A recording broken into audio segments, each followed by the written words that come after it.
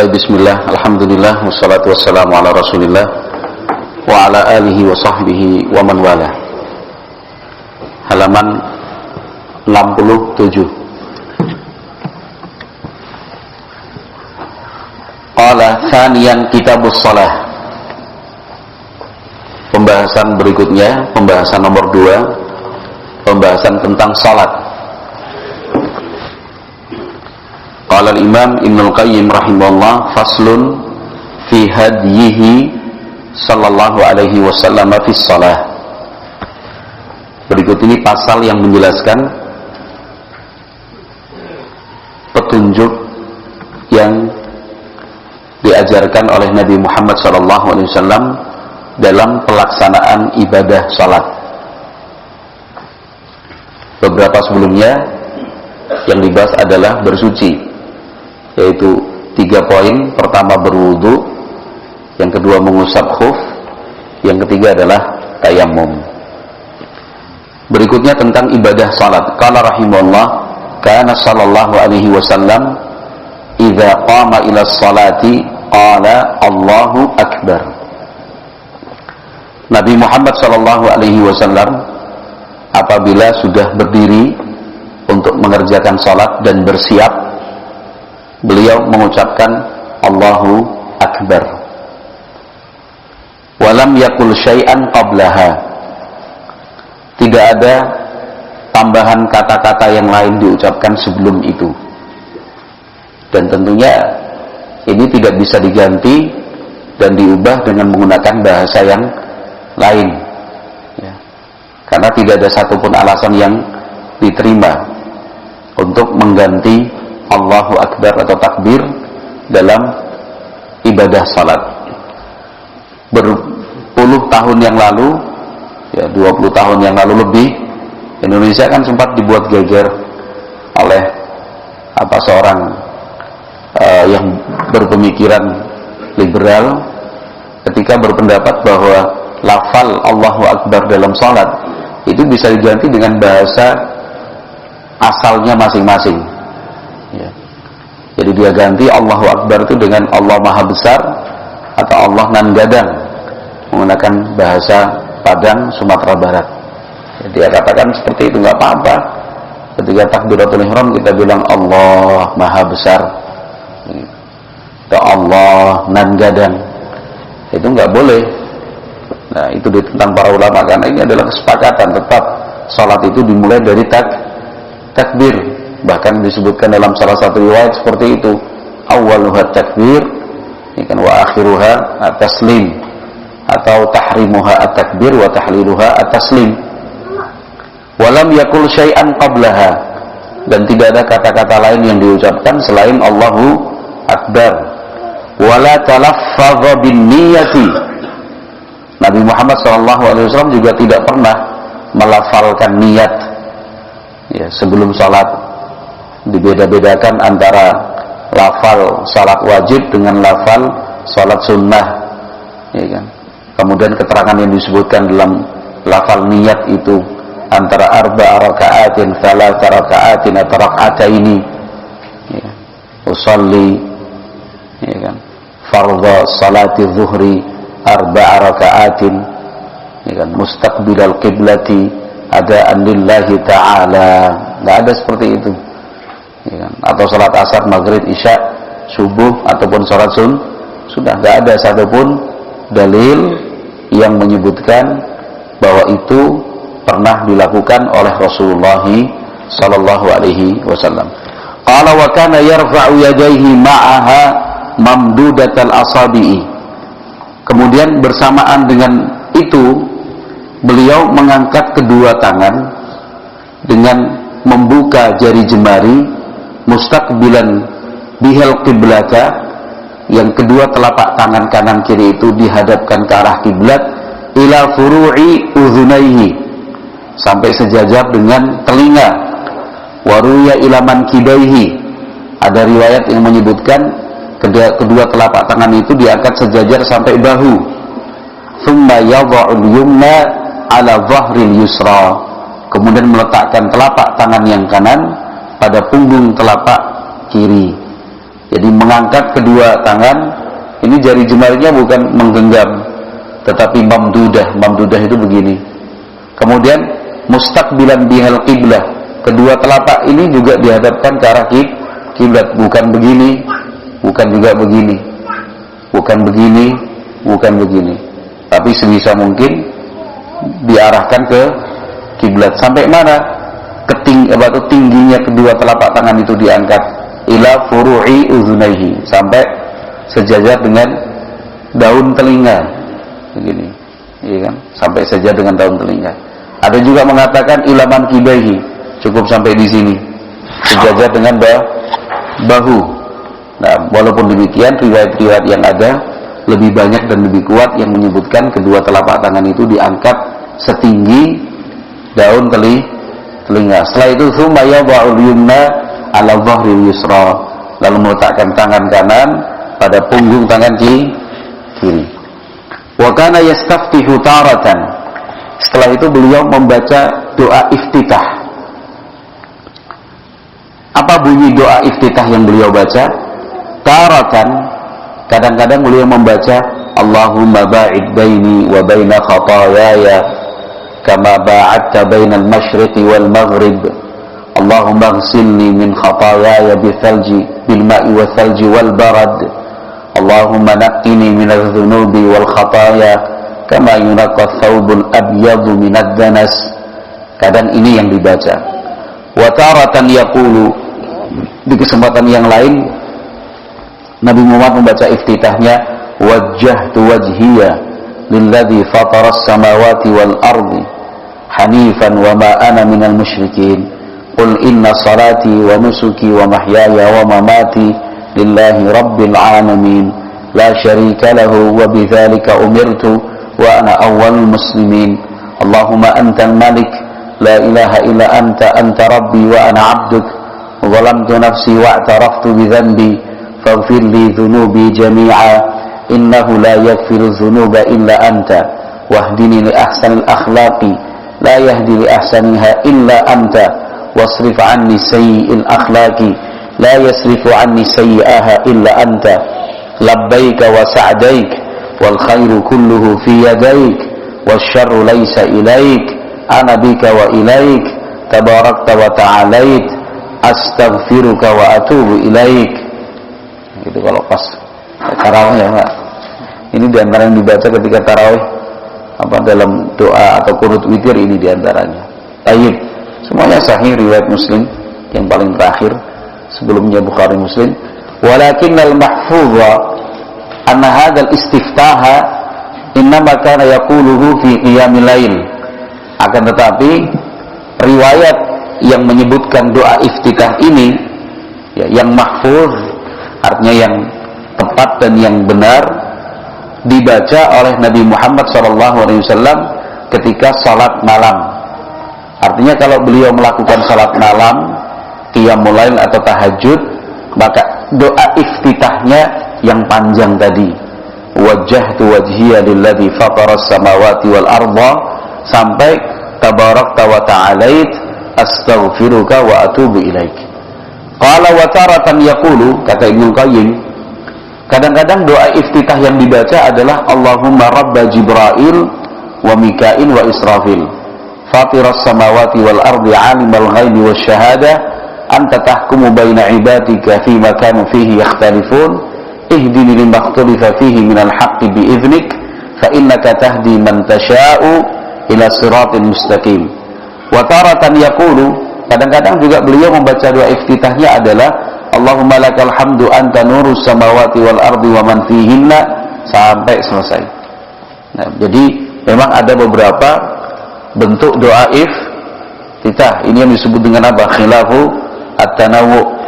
Ya, sesuatu yang memang disebutkan dari Nabi Muhammad SAW, ada beberapa pilihan dan opsi, sehingga kita tidak kaku kemudian sampai menyalahkan, naudzubillah, ketika doa iftitah yang dibaca berbeda. Silahkan dipilih dari beberapa riwayat yang tersebut dari Nabi SAW selama riwayatnya sahih. Taib, takbiratul ihram dengan membaca Allahu Akbar, kemudian mengangkat kedua telapak tangan, lalu membaca doa iftitah. Selanjutnya, wa kana yaqulu ba'da dzalika a'udzubillahi minasyaitonir rajim. Selesai membaca doa iftitah, beliau membaca ta'awudz, yaitu a'udzubillahi minasyaitonir rajim. Tsumma yaqra'ul Fatihata. Setelah membaca ta'awudz, beliau membaca surat Al-Fatihah. Ya. Ini berlaku untuk makmum, imam, dan munfarid. Baik yang salatnya berposisi sebagai imam maupun statusnya makmum, atau dia bukan imam, bukan makmum karena salatnya sendirian, tetap membaca Al-Fatihah. Wa kana yajharu biha wa kana yajharu bi bismillahirrahmanirrahim taratan wa yukhfiha aktsara mimma yajharu biha. Kadang-kadang Nabi Muhammad alaihi salatu wasallam mengeraskan basmalah bismillahirrahmanirrahim kadang-kadang, tetapi paling sering itu beliau lirihkan, tidak dikeraskan. Basmalah itu paling sering dilakukan Nabi sallallahu alaihi wasallam, dilirihkan, bukannya tidak dibaca loh ya. Basmalah bismillahirrahmanirrahim itu dibaca, tetapi pertanyaannya dibaca dengan lirih atau dengan suara keras dan nyaring? Jawabannya paling sering yang dilakukan oleh Nabi Muhammad SAW membacanya dengan lirih. Bismillahirrahmanirrahim. Cukup untuk diri beliau sendiri. Tapi beberapa kali kesempatan beliau juga membacanya dengan nyaring. Bismillahirrahmanirrahim. Alhamdulillahi Rabbil Alamin. Ya, kalau kita sekarang prakteknya begitu. Kalau misalkan kita menjadi imam di suatu masjid yang rata-rata atau kebanyakan makmum di situ, ya sudah terbiasa dengan membacanya nyaring. Bahkan ada informasi kalau misalkan imam tidak membaca basmalah dengan nyaring, mereka menyimpulkan dan menghukumi salatnya tidak sah. Ya udah, kita bacanya dengan nyaring, ya, dengan nyaring. Tapi kalau sudah masyarakat di situ terbiasa dengan lirih, ya udah kita bacanya dengan lirih. Nah, kalau misalkan kita menggunakan mikrofon, ya udah kita baca dengan mikrofon itu basmalahnya bismillahirrahmanirrahim, dibuat jamaah yang ada di belakang ikut mendengarkan supaya mereka mengerti bahwa imamnya pun tetap membaca basmalah bismillahirrahmanirrahim. Baik, dan hal ini tentunya bukan menjadi soal untuk kemudian menyebabkan pertengkaran dan perdebatan, atau kemudian sampai saling tuding menuding, lalu kemudian saling menyesatkan. Janganlah. Kenapa? Karena terbukti bahwa Nabi Muhammad SAW kadang-kadang membacanya pun dengan suara yang nyaring dan keras. Qala rahimahullah wa kanat qira'atuhu maddan yaqifu 'inda kulli ayatin wa yamuddu biha sautahu. Bacaan Nabi SAW itu bacaannya mad. Mad itu artinya jelas, ya. Bukan dengan mempercepat tempo, bukan, tetapi memperlambat tempo. Dan beliau membaca tiap ayat, bukan kemudian dibaca dengan satu nafas 2-3 ayat. Bismillahirrahmanirrahim. Alhamdulillahirabbil alamin arrahmanirrahim maliki yaumiddin. Enggak seperti itu. Nabi Muhammad bacanya itu dengan inda kulli ayatin yaqif. Alhamdulillahirabbil alamin arrahmanirrahim, gitu. Maliki yaumiddin. Satu ayat. Dan bacanya mat itu tadi, ya, bukan kemudian dipercepat, ya kan? Walaupun berhenti tiap ayat itu juga tidak sesuai dengan sunnah Nabi SAW. Bacaannya mat itu sekali lagi dengan memperjarang temponya, ya. Misalkan cara membaca mat itu yang dimaksud di sini Alhamdulillahi Rabbil Alamin, bukan Alhamdulillahi Rabbil Alamin Ar-Rahmanir-Rahim Maliki Yaumiddin, ya. Kan ada di antara kita yang memang dari kecilnya mungkin kalau bicara pun cepat. Ada orang nggak tipe seperti itu. Kalau ngomong cepat sampai kadang-kadang kita nggak paham apa ini maksud. Kan, ya. Itu marif toh. Ada yang ngomong tuh cepat, Iya. Ngomongin cepat sampai apa baleni? Iya, sampai kita yang mendengarnya tidak paham. Minta tolong dulu misalnya. Nah, Nabi Muhammad membacanya tidak seperti itu, tapi dibuat mad, ya, bukan panjang di sini artinya, tapi yang dimaksud itu bacaannya ada temponya sehingga orang mendengarnya jelas. Qala fa idza faragha min qira'atil Fatihati qala amin. Kalau sudah selesai membaca surat Al-Fatihah, dilanjutkan dengan membaca amin ghairil maghdubi 'alaihim waladdallin. Amin. Fa in kana yajharu bil qira'ati rafa'a biha sautahu. Kalau dalam salat jahriyah, salat maghrib, isya dan subuh, maka amin itu diucapkan dengan mengangkat suara. Artinya memang dibaca dengan lantang. Wa qalaha man khalfahu. Amin itu juga diucapkan oleh makmum yang ada di belakang. Jadi imam membaca amin, makmum juga membaca amin. Qala rahimahullah wa kana lahu saktatani. Di dalam salat Nabi Muhammad sallallahu alaihi wasallam itu melakukan saktah 2 kali. Saktatani. Saktah itu artinya diam sesaat. Diam sesaat. Saktatun baina takbiri wal qiraati. Beliau diam artinya tidak terdengar suara antara takbiratul ihram dengan Al-Fatihah. Jadi ketika beliau udah berdiri tegak menghadap kiblat, mengangkat kedua tangan sambil mengatakan Allahu Akbar,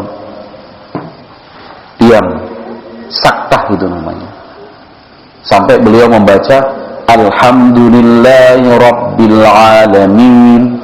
Itu ada saktahnya waktu diam. Nah, wa anha sa'alahu Abu Hurairah. Nah, diamnya itu sesaat pernah ditanyakan oleh sahabat Abu Hurairah, kok Anda diam? Kok gak terdengar suara? Nah, pada saat itulah Nabi Muhammad SAW menjelaskan, iya, karena waktu itu beliau membaca iftitah, doa istiftah atau doa iftitah. Waqtulifa fi tsaniyah. Kemudian para ulama berbeda pendapat, saktah yang kedua. Kapan itu? Faruya annaha ba'dal Fatihati. Ada riwayat menyebut bahwa saktahnya Nabi, saktah itu apa tadi? Diam sesaat. Diam sesaat itu maksudnya tidak terdengar suara loh ya. Ya, kalau yang diam pertama, saktah pertama, itu ternyata adalah saktah yang dulu ditanyakan sahabat Abu Hurairah, kemudian diberikan keterangan, oh ternyata Nabi Muhammad membaca doa iftitah. Memang tidak terdengar doa iftitahnya Nabi Sallallahu Alaihi Wasallam. Nah, saktah yang kedua itu kapan? Disebutkan dalam suatu riwayat bahwa saktah yang kedua itu dilakukan setelah membaca Al-Fatihah. Wa qila innaha ba'dal qiraati wa qabla ar-ruku'i. Ada yang mengatakan, oh, saktah yang kedua itu sebelum ruku, selesai membaca surat pendek atau atau ayat yang lain. Jadi prakteknya bagaimana kalau berdasarkan pendapat yang pertama? Jadi ghairil maghdubi 'alaihim waladdallin. Amin. Di situ beliau diam sebentar sebelum melanjutkan qul huwallahu ahad. Itu riwayat pendapat yang pertama. Pendapat yang kedua adalah diam setelah membaca surat atau ayat. Minal jinnati wan nas. Enggak langsung Allahu Akbar, tidak langsung ruku, tapi beliau diam sebentar, baru Allahu Akbar. Wa qila hiya saktatani ghairul ula fatakunu thalathan.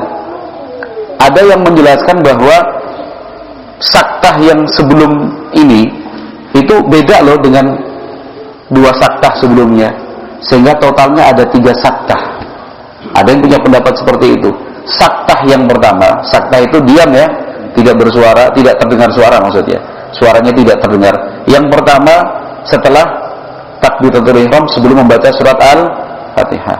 Yang kedua selesai membaca surat Al-Fatihah. Yang ketiga selesai membaca surat atau ayat sebelum ruku. Ada yang mengatakan tiga-tiganya begitu. Wa zahiru innama hiya tnatani faqat. Kata Ibnu Qayyim, beliau simpulkan, namun zahirnya itu ada 2 kali saktah saja. Wa amma tsalitsatu falatifatun jiddan. Adapun yang ketiga antara membaca surat atau ayat dengan ruku itu sebentar sekali, latifatun jiddan, li ajli taradin nafas, sebatas untuk mengatur nafas. Walam yakun yasilul qira'ata birruku, ya, dan bukan menyambung bacaan dengan ruku. Bi khilafi saktatil ula, itu berbeda dengan saktah yang pertama. Fa innahu kana yaj'aluha biqadril istiftahi. Nabi Muhammad sallallahu alaihi wasallam saktahnya sekira cukup untuk membaca iftitah. Jadi mulai salat Allahu Akbar, takbiratul ihram, tidak ada suara. Berapa lama tidak ada suara ini? Kira-kira selesai membaca iftitah. Kan itu. Kalau misalkan sebagai contoh yang dibaca adalah Allahumma ba'id baini wa bain khataaya wa ba'ata bil masyriqi wal maghrib. Allahumma naqqini min khataaya, Allahumma ighsilni min khataaya bil ma'i wal thalji wal barad. Allahumma naqqini min adz-dzunubi wal khataaya kama yunaqqa thawbul abyad min ad-danas. Kira-kira dihitung nanti berapa detik itu? Ya. Nah, saktahnya sekian detik. Ya, yang sekiranya cukup bagi imam maupun makmum membaca iftitah. Baru kemudian beliau takbir. Baik. Wa tsaniyatu qad qila li annaha li ajli qira'atil ma'mum. Sementara saktah yang kedua itu kira-kira berapa lama? Saktah yang kedua tadi itu saktah setelah selesai membaca Al-Fatihah. Kira-kira ya, makmum cukup untuk membaca Al-Fatihah. Jadi pendapat yang beliau pilih dan juga rata-rata ulama bahwa membaca Al-Fatihah hukumnya rukun salat yang harus dibaca oleh siapapun. Imam membaca, makmum membaca, yang salat sendirian juga membaca surat Al-Fatihah. Kalau imam jelas dia baca kedengaran. Kalau makmum kapan dibacanya Al-Fatihah itu? Ada 3 pendapat kalau dikumpulin. Pendapat yang pertama, makmum itu membaca Al-Fatihah sebelum imam, artinya boleh mendahului imam dalam hal bacaan. Yang kedua, bersamaan dengan imam, mengikuti ayat per ayat. Jadi kalau imam membaca Alhamdulillahi Rabbil Alamin, makmum membaca Ar-Rahmanir Rahim, Maliki Yaumiddin, diikuti imamnya. Nah, ada pendapat yang ketiga. Kapan itu? Jadi setelah imam membaca ghairil maghdubi alaihim waladdallin, amin. Nah, di situ makmum membaca alhamdulillahirabbil alamin arrahmanir rahim maliki yaumiddin iyyaka na'budu wa iyyaka nasta'in ihdinas siratal mustaqim siratal ladzina an'amta 'alaihim ghairil maghdubi 'alaihim waladdallin. Nah, kira-kira segitu makmum sudah selesai membaca Al-Fatihah, barulah imam melanjutkan untuk membaca surat atau ayat. Baik. Namun wallahu a'lam bishawab, sebisa mungkin untuk mengikuti bacaan imam sehingga lebih tepat ya untuk dikatakan mengikuti imam. Qala rahimahullah fa idza faragha min qira'atil Fatihati, apabila sudah selesai membaca surat Al-Fatihah, akhadha fi suratin ghairiha, dia mulai membaca surat yang lain. Wa kana yutiluha taratan, kadang-kadang beliau baca dengan bacaan yang panjang. Wa yukhaffifuha li'aridin min safarin aw ghairihi, kadang-kadang beliau baca dengan pendek karena sebab misalkan sedang dalam perjalanan atau safar, atau sebab yang lain ya sakit, atau mungkin di masjid umum, di masjid pasar, di masjid pinggir jalan, atau karena ada anak-anak di sana, atau ada keperluan, ya mungkin mau naik kendaraan, atau hal-hal yang lain sebagai sebab. Wa yatawassatu fiha ghaliban, tapi yang paling sering beliau lakukan membacanya adalah yang sedang-sedang, tidak terlalu panjang juga tidak terlalu pendek. Adapun gambarannya akan disebutkan Ibnu Qayyim rahimahullah. Untuk sholat subuh kira-kira berapa lama, untuk sholat zuhur seperti apa, untuk asar, maghrib dan isya bacaan yang sering dibaca Nabi itu kira-kira berapa ayat, berapa banyak, itu akan kita baca besok pagi insyaallah taala. Kita cukupkan sekian. Subhanakallahumma wa bihamdika asyhadu an la ilaha illa anta astaghfiruka wa atubu ilaik. Alhamdulillah.